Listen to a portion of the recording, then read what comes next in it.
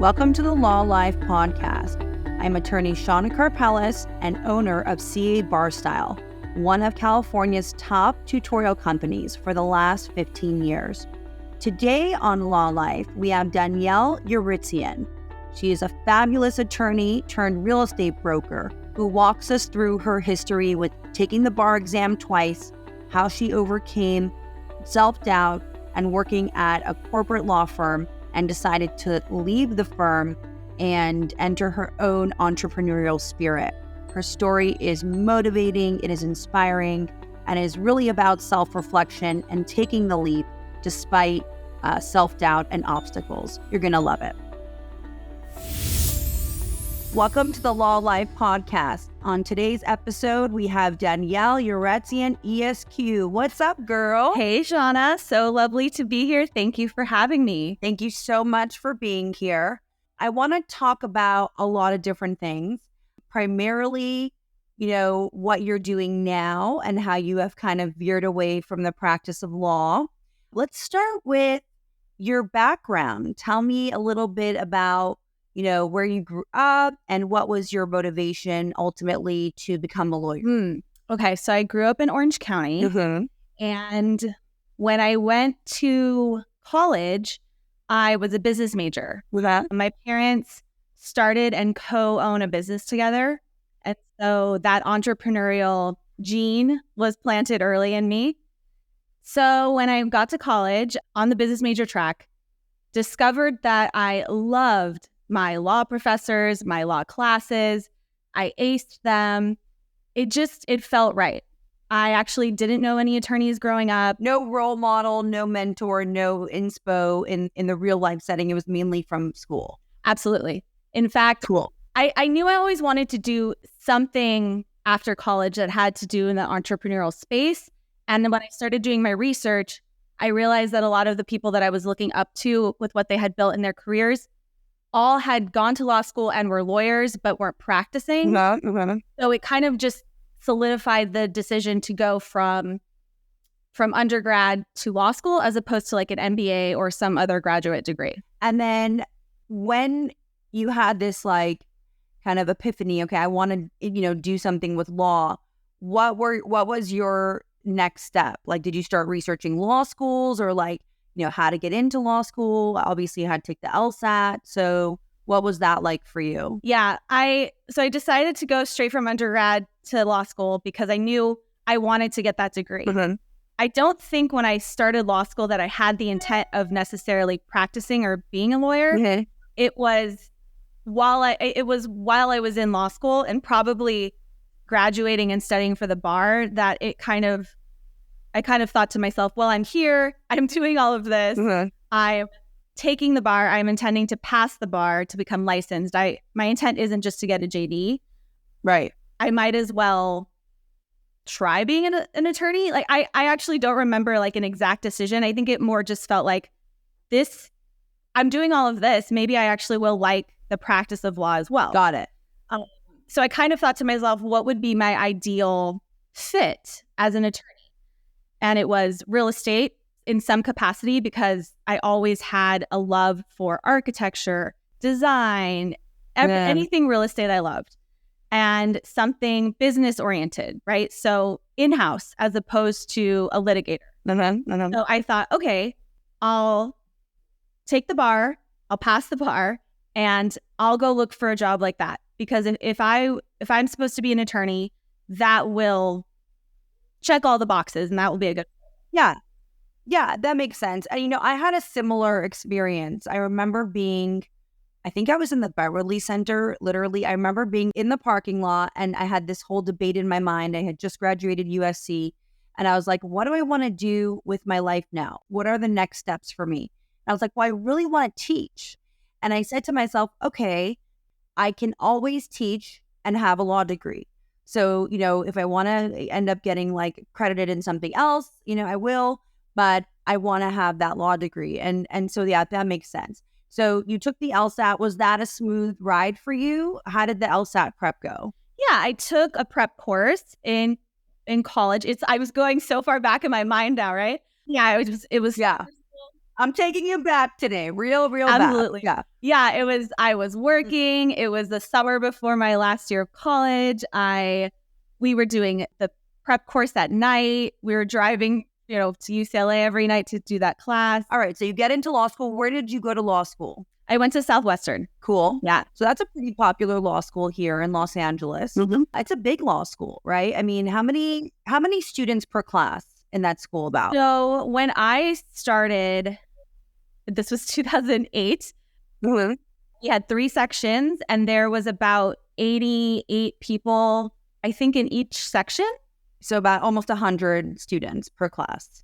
Yeah. Got it. Wow, that's a lot. And how was law school for you? I love, there's certain classes you love and you gravitate towards. And then there's ones that surprise you, like family law. I loved. Like community property? Definitely community. Yes, exactly. Community property. What did you hate? Do you remember? Con law. Constitutional law. That's a big one for a lot of applicants. What is it about constitutional law that you think applicants or students have a hard time with? You think the cases are so long, right? Yeah. Like that Chemerinsky book, right? I mean, the cases are so long. And then you come out with a holding and there's a scrutiny level that you have to analyze. I think those scrutiny levels that the court analyzes are kind of hard for a lot of students to kind of comprehend. But you either are passionate about those issues and therefore you like that subject, or it's like, I don't even want to practice this. Of course, everyone has some passion for individual rights and liberties. But the first half of con law, like the executive rights, right, and privileges and the congressional rights and the Dormant Commerce Clause and the Commerce Clause, if anyone is in law school and they're learning about the Dormant Commerce Clause, I promise you're probably not enjoying it. And that's okay. That's totally normal, right? Because it is like another language in a sense. So it can be very dry. And depending on the professor, right? And it's very amorphous, I feel, right? As opposed to something in real property, rule against perpetuities or adverse possession. Yeah. See, I love that. But you loved the rule against perpetuities because this is an anomaly. That, Danielle. That's an anomaly. Yeah. Well, okay. I also was one of 2 people that came to law school with a business undergrad degree. So I realized, I like these subjects because they line up with the same. Math? You're not supposed to be a lawyer. What do you mean? I'm not. So that's why you're one of the only people on the planet that likes the rule against perpetuities. It sounds like you had a pretty smooth law school experience. A little some subjects you didn't like, but overall you loved being in law school. This was your jam. When I was taking my law classes in college, that is the aspect that drew me to law school. Is I knew that the way that my brain was being trained in that analytical sense, articulate both sides of an argument, like that would serve me so well in whatever I wanted to do. And it was something that I enjoyed. Law hits so many facets of life, right? Whether it's just contractual is probably the biggest, right? Everywhere we go, every day, we're entering on most days into some type of contractual capacity with other people, right? As a customer, as an owner of a business, entrepreneur, right? As a real estate broker, right? I think about the amount of agreements that go back and forth there. So I think contracts is a big one to have a very powerful foundation on, whether or not you practice law and other areas as well, right? It's kind of like, you can't mess with me. I know the law, right? Like you can't tell me that I can't do this or I can't do that because I know the law. It is a powerful thing to go to law school and be subjected to all these different areas of law that then when you graduate and you go into the real world, you're like maybe being hit with it. Yeah, I think that's a great point. So you graduate what year? 2011, and you take the July 2011 bar exam? Yeah. Okay. Yeah. Was that was still a 3-day bar? Yes. Okay. So for those that don't know, the California bar exam, I took a 3-day bar as well. I took the bar in 2010. Oh. And the California bar was 3 days. So it was 6 essays, 2 performance tests. Each performance test was 3 hours. And I know, so the current applicants really, you guys, the current format, I'm not saying it's easy, but it's definitely nothing compared to the 3-day exam. I mean, by that Thursday, you are done. Like you are so done. A 3-day grueling test. How did that go for you the first time? I'm bringing you back, and I can see the like I don't want to think about it. I'm so No, sorry we're talking about it today. It's a topic of my life, but what was it like for you? I mean, did you take Barbary? it did. Was that Huh? your bar prep? Yeah. How was it? I mean, it was grueling. It was exactly what you said. It was also a sigh of relief because at that point, you know that you've done everything you can and you've taken the bar and you just now have to wait until Thanksgiving to get your results.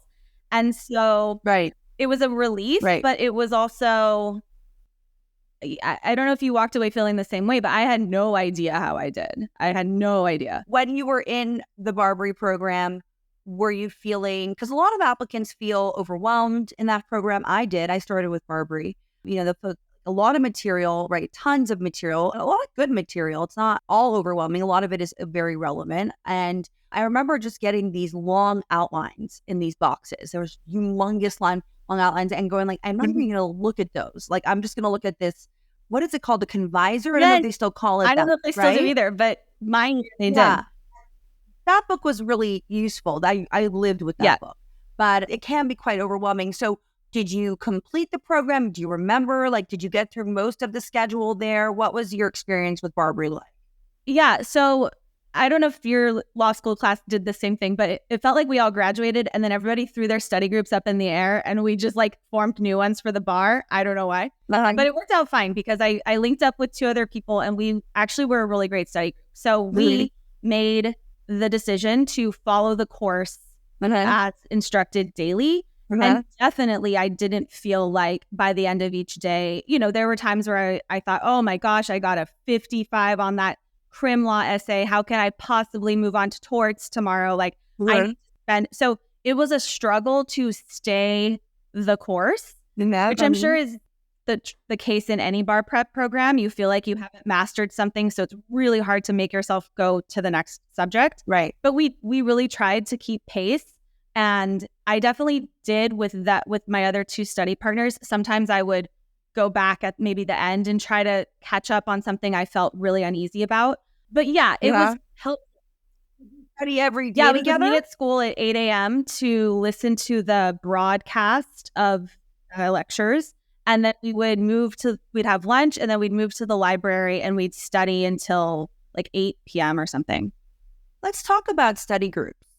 I'm a little bit weary of a study group always as a tutor. I'm not saying that they don't work. I just feel like, at least when I was in a study group, one person that's strong in like a certain area is like then going to have to stop their studying and teach, right, to the other person. So your study group experience was productive. You felt like... It felt more like an accountability partner. Right. It was more like we are doing what the program says. We're sitting in this room together and getting our work done. We didn't do a lot of talking. It was more like, okay, now we're putting on a timer. We had a whiteboard and we would write out the assignments. There wasn't much interaction. We would talk at lunch and that was our break. And then we would sit down and we would do X MBEs, X essays. And then, we had a strict rule of no chit. So it wasn't like teaching each other the law or testing each other on things. So a lot of study groups, and for those in study groups, I think that what you're describing is great. A sense of camaraderie, of accountability, of showing up. It's kind of like when you go to a gym class and every day your friend's going to be there. So it makes you even more motivated to show up and you have that support system. That I love and I really think could be great in regards to a study group. What you're describing is great. Okay, so you go through the Barbary program and, it sounds like you're studying hard. Do you end up passing the July 2011 exam? Nope. Okay. So was that devastating for you? How did that feel? Yes, especially because my other 2 study partners did. Yeah. And that was really hard. But so Barbary had an offer where if you didn't pass the first time, they'd let you retake it for free. So I did exactly that.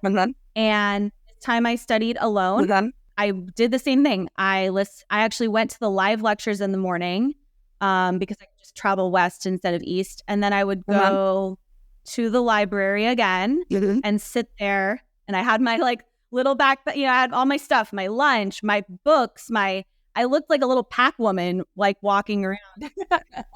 That's that relentlessness, Yeah. right? Like that hunger. Yep. That you're just like, you're there every day. You don't even know your name. No. Okay. So that was Barbary over, more of an independent study with the Barbary support. So Yep. that was the February 2012 Correct. exam. Yes. And did you pass that exam? I did. Congratulations. Thank you. Amazing. Okay. So what do you think made the difference between sitting the first time and doing the study group? Was there an area that you knew you needed? Because, independently, applicants typically, when they redo like a course on their own, it just depends on how far they were the first time from passing and what they're really needing to focus on. So do you remember if there was just like one area of the exam that you needed to brush up on and improve on? Was it like all of it? Do you know what made the difference the second time? I think the first time I had an unrealistic expectation of what I was doing was enough. Like I wasn't doing enough MBEs as practice. I was focusing more on trying to memorize a subject instead of grappling with it, right? I can understand how a student would feel overwhelmed to try to go take an essay on a subject that they don't feel like they have mastered. But the second time around, I just forced myself to do practice essays,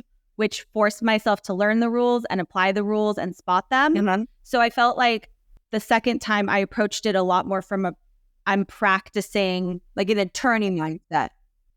Maybe, yeah. Like I'm practicing the test as my study, as opposed to I'm conceptually learning the subject. Got it. Okay, that makes sense.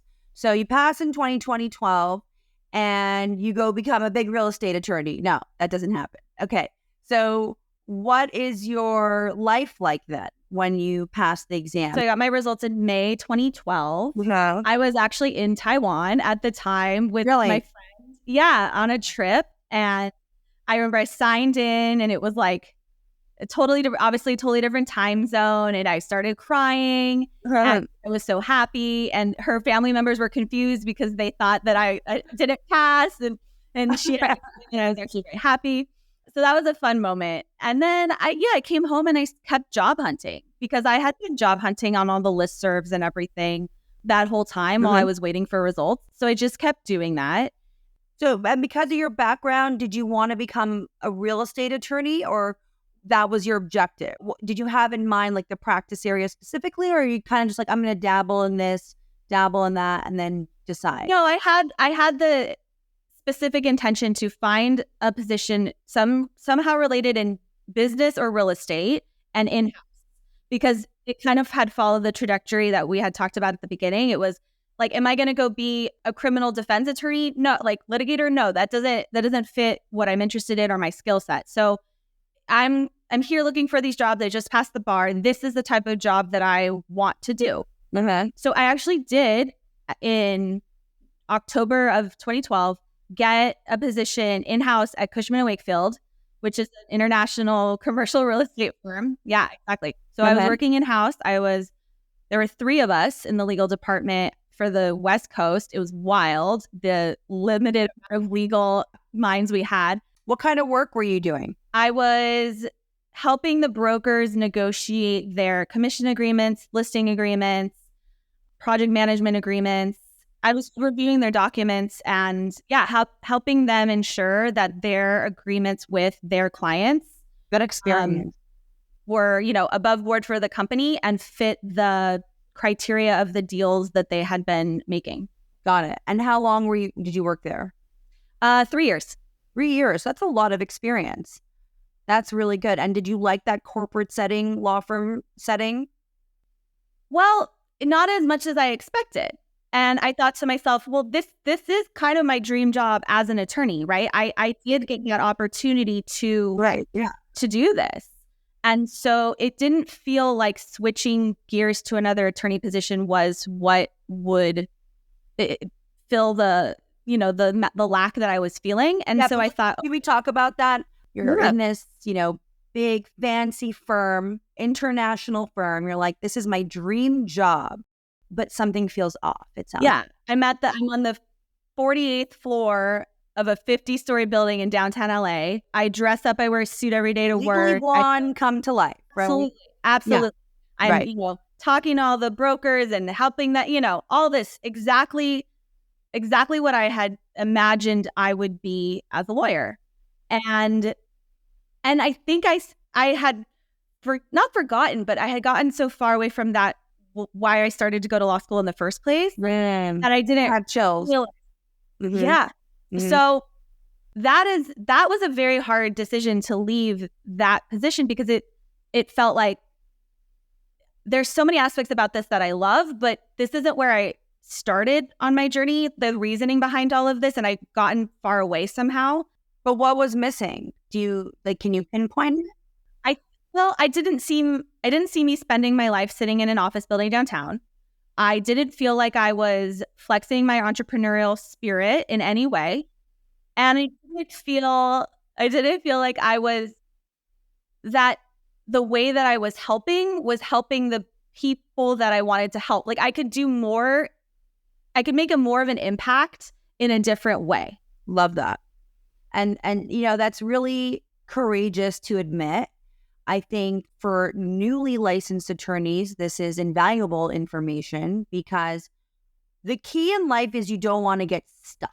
We have this perception. I thought I was going to be the biggest family law attorney on the block. And then I had first of my few cases. Oh. And these people were just batshit. It was like not anything that I could ever be in long term. It almost felt like I was giving up something, but I really wasn't. I almost felt like I was kind of like a fraud doing it, but then at the same time not being true to what I really wanted to do. And then I was so confused.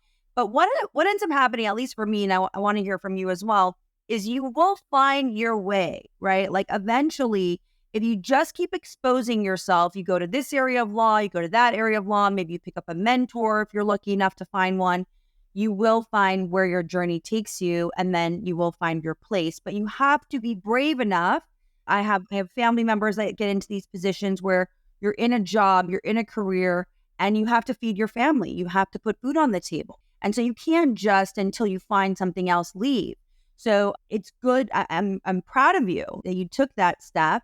So, okay, so you leave the big firm, and are people around you like, what are you doing? Like, how could you be like, this is such a great job, right? Good benefits, I'm sure, bonus. Did you have something else lined up? What was your game plan? Okay, so many things here. I was lucky that my parents, I had actually just got engaged a month before I was leaving. Like, he already knew that I was leaving. So that aspect was going really well. Mm-hmm. But I was... Your personal... Yeah, my personal life. Yeah, so that was really nice. My fiance, my now husband, was very supportive of my decision. And my parents were also just, we want you to be fulfilled. So luckily, I had support from those immediately around me. I did receive comments from others that were not as close to my inner circle, of course. But what I've realized about myself more now, looking back in hindsight, I don't know if I realized it at this time, but I am always going to have to do me no matter what. I'm going to always disappoint someone else at the not expense of disappointing myself. So if that I love that. Shifting to go do what is right for me, regardless of what someone's opinion is, that is what's going to happen. And that's right. This is my life. This is my opportunity to live my life authentically as myself. And I don't want to get caught up in my perception of other people's expectations, maybe their actual expectations, maybe just my perception, society's expectations. All of this wisdom has come obviously over time. And now I'm a mom and I'm in a different spot in life. I don't think I could have articulated it in this way at the time when I was leaving Cushman & Wakefield. I think I more just saw it as, this isn't the right fit for me. I'm going to go find something that is. Right. But it was scary. And did I have a plan? Yeah. I started at the UCLA Extension program in design, and then started working at a top architecture and interior design firm simultaneously. Because of course it was like, oh, I'm this big attorney coming from this world. I am not going to just go half-ass this, right? I have to attack this full force. Right. So I did that, and I ended up working in design for a couple years. Mm-hmm. And then I had our first daughter, and thank you. And so it wasn't necessarily like a job I was trying to go back to. So I was faced with being at home with our daughter and thinking, okay, wait, what do I actually want to do now? Because that job in design isn't calling me back. Yeah. Actually, my husband saw a posting on Instagram at a local real estate brokerage that was looking for like a director of operations, essentially. And he was like, I think you'd be really good at this. And you like real estate and I happen to have my license because I just decided to get it while I was pregnant for something to do. Of course you did. Just why not? Adding to the plate, yeah. Why not? So I went and I worked there and I loved it. The broker was a female. She's an amazing business owner, amazing person. I learned so much. And I realized in that experience, hold on, I can take my negotiation skills as an attorney, my love of design, there you go, my entrepreneurial spirit, and I can be an agent. I can be a broker. My law background, right? Yeah. So that unlocked my falling into what is now a position and a job that I absolutely love, my own business on my own terms with my own skill set. And I could not be happier. But I will say none of this was like able to be seen by me while I was in the trenches. And so when you were speaking earlier about how applicants feel like it's hard to make that leap, absolutely. That messy middle is so uncomfortable. And I never knew per se that there was going to be like a happy ending or that I would ever necessarily find something that is the right fit. I'm just so glad that I kept trying until I did, because eventually I did. That is so poignant and relevant, because law school and going to law school is just, it's part of a journey. It's not piecemeal. You're in law school, then you're just kind of like going through the motions. You're very robotic. You finish the law school, then you go into the bar exam, and then you're expected to do some area of law, right? Like, oh, you would make a great prosecutor. You would make a great criminal defense attorney.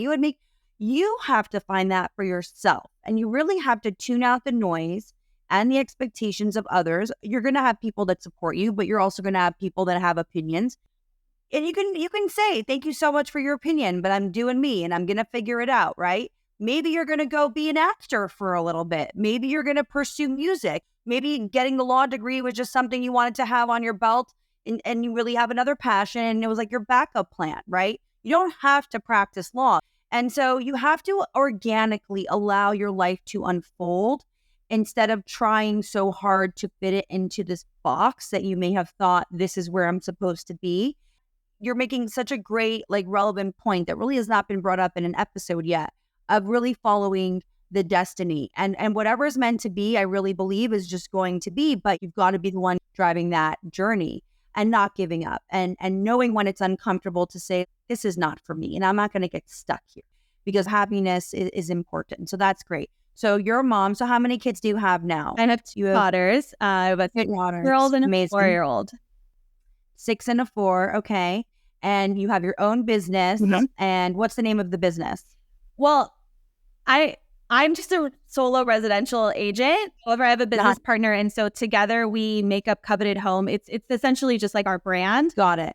And you're based out of, where are you living now? Orange County? I work out of our Palisades office. And so I focus a lot on the West Side, Brentwood, Santa Monica, Palisades. Got it. And then also how we connected is you became a grader, CA bar style.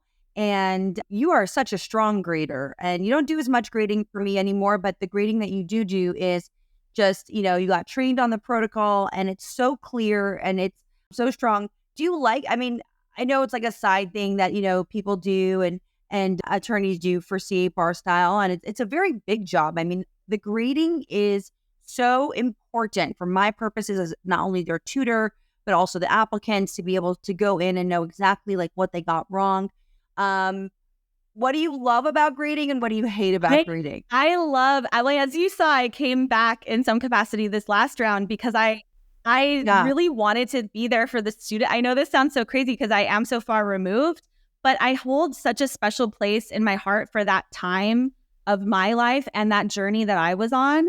And I know how much I gained personally from doing something hard, believing in myself, not succeeding the first time, but then trying again and doing it alone. So quote unquote, like even though I didn't have the fun, fuzzy study group the second time, I proved to myself that I could do it without needing that, basically. Right. So what I love so much about grading for your program is all of that individual feedback that I'm giving. I know these students are like they're getting it from you. Like, I know I'm actually contributing to their bar experience. Like, I'm actually helping them on their own version of the journey that I went through. I don't want to cry, but it really it's so funny. And I love that the emotion is coming out because, people will say to me, like, how do you do this every single year? And it's exactly that. When you know that you're helping someone, or if you have this altruistic, which obviously you have, when you said I wanted to leave Cushman because I knew like I could help people more in different capacities and be more passionate about it. When you have that side and there's some talent that you have where you can help, you can contribute, there's no better feeling than knowing that you're helping somebody and knowing that you're helping or you're pushing other people to get a goal done that maybe someone helped you in the past. So thank you so much for all the feedback that you've given to our applicants, because I could not do what I do without the graders. For me, as the owner of CA Bar Style, it's really important that there's a lot of integrity in the grading. I never want an applicant to feel like the graders just, they're not even reading it, like I'm just a number, or they're giving me some copy and paste job. Like, it has to be so authentic, and your grading really is fantastic. So whenever you want to come on board and do more, we will have you. And your story is so wonderful. And I think the biggest lesson from what, we've talked about today is just always pursue your authentic self, without the static, without the noise. If there's one lesson that you want to share through this journey, what would you say right now, like the next chapter of your life, like you're excited for? What do you want to manifest today and put out there? The place that I've been living in and the space that has really been showing me the best, exciting, magical moments is living from a sense of I can, and let's see what the universe brings in. Let's keep an open mind to, and the other element of it is, if it's something that scares me, I should probably do it. I mean, obviously, like not jumping off a cliff without a parachute, but if it's something that if that first I think, oh, I don't know, can I do that? Am I able to do this? Am I XYZ enough to do this? Like, look, this podcast, for example, right? Like, maybe if I wasn't feeling in such a invigorated place, like that could have been something that would be too scary. But all of the most magical, magnetic things in my life that happen come from this place of, oh yeah, absolutely. I can do this. I can do something that scares me. I can do something that lights me up. That will be the way forward. That will be the way to get to where I want to go. I love that so much. It's those things that we think we can't do. And if we lead with I can, what a powerful way and powerful perspective to get us to enter a zone that we wouldn't have been comfortable to do. And then turn around, because when you turn around and you say, and this goes to the bar exam as well, and you go, I just did that. Okay, I may have not passed a few times, and that was really devastating, but I kept in the game and I got it done. And what happens is if you just don't stop, I can. Like that little engine that could. And then you turn around and you go, shoot, I did that. Like it all accumulated, and now here I am. So Danielle, thank you so much for sharing your story. You are delightful. I'm so excited. I'm not excited. I know what's coming for you. Great things. You put your mind to something and clearly you will get it done. Thank you for being inspiring today. And please keep in touch. And thanks for being on Law Life. I so appreciate it. Absolutely. Thank you for having me. This was such a blessing and such an honor, Shana. And good luck to all the applicants out there. I really do love helping you all and sharing this little piece of your bar journey with you. Yeah, I don't think people understand how hard graders work. Good graders. It is not easy. It takes a lot of focus and real passion to give really good feedback so that you know what you're doing wrong and you can correct those mistakes. So thanks for being on the team, and we will talk soon. Have a beautiful rest of your day. Thanks so much. You too. Bye. Bye, Danielle. You've been listening to Law Life. a podcast about navigating law, life, and everything in between with host Shana Karpeles. Thank you everyone for listening. Don't forget to like, share, and subscribe for episode updates. For more information on the show or preparing for the California bar exam, you can visit us on YouTube at CA Bar Style.